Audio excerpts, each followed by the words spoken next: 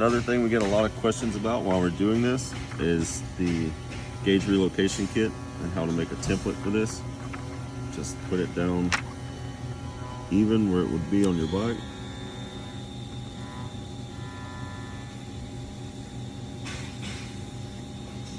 Trace it out. Without letting it move, of course. You can feel where your holes are.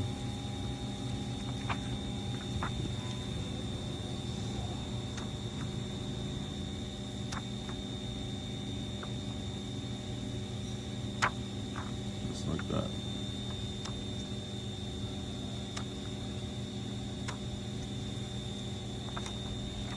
And you're able to cut this out with scissors. I'll show you the next step in a minute. Stencil made, set aside for now. The next step is pulling this. You have this off the top of the bike. It just pops off when everything's loose. You need to separate these two pieces, which is kind of a headache because there's double-sided tape here, here, and here. Heating it up is not really a good option because it'll melt your plastic. So what we like to do is get a putty knife, screwdriver, something similar. You get underneath there. Careful not to break this. And kind of break that loose. We've already done it on this one, but just for example. That.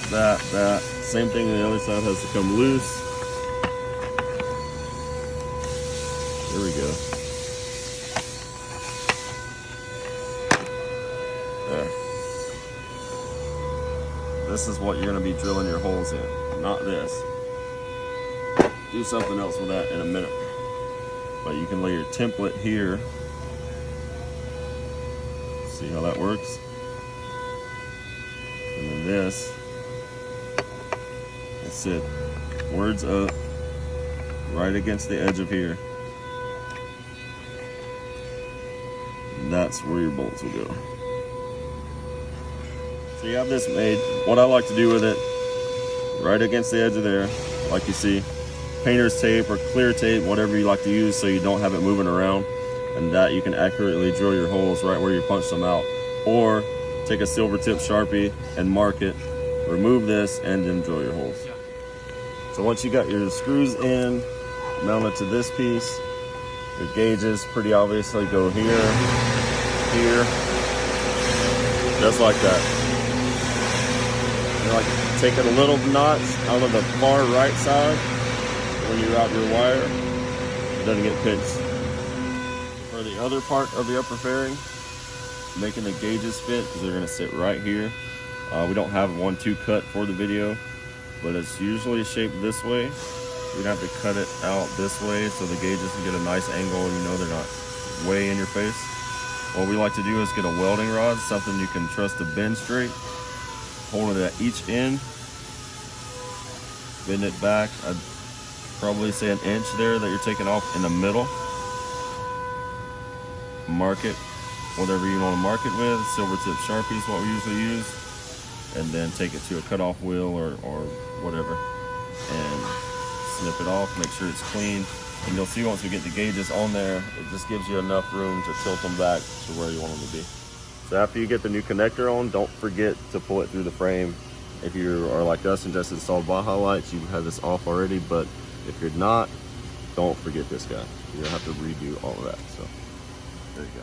So going back together with these two, you can re-sticky this.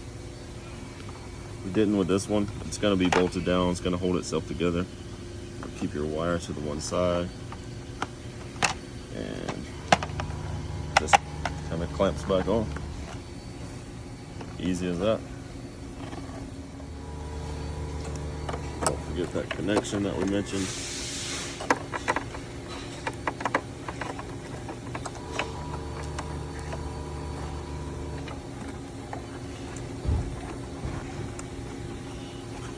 Of course.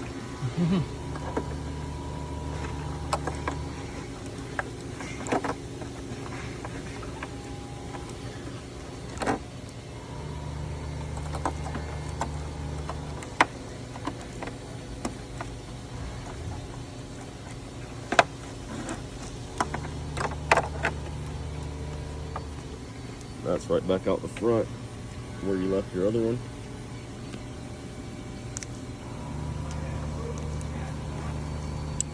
You got a good connection on that.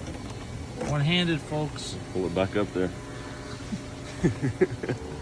Hollywood, one-handed. One hand. Look, Ma, one hand.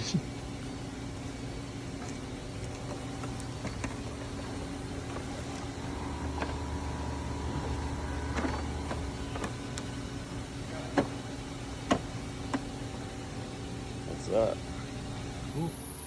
We have Hollywood here taking the lights off. Fucking Hollywood.